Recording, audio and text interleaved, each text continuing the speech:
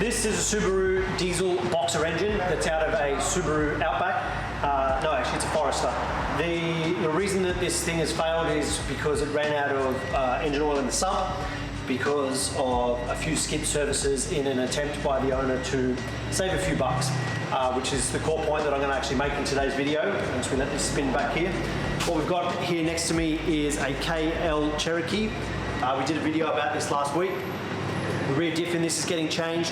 The common for the passenger side axle seal leaking, but again, this wasn't addressed due to trying to save some money last service, and now the diff has run out of oil completely, even though it was topped up, and it only holds about 1 litre, and now it needs a whole new diff because the gearing inside the differential has seized.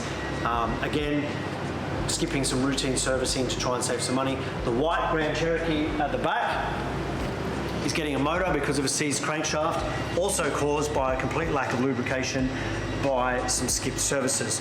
So the core point that we're trying to make here is we understand that interest rates are going up and that the times are tough, cost of living is high right now, but I have, my Hornsby store is currently 10 hoists.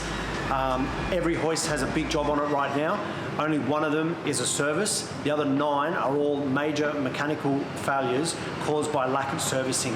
Your motor vehicle is most likely your second most valuable asset. In some cases, it might even be your most valuable asset. Don't try and save a few $100s and skip a service. It will never ever pay off. It always bites you. If you haven't had your car serviced in more than 6 months, get it done now.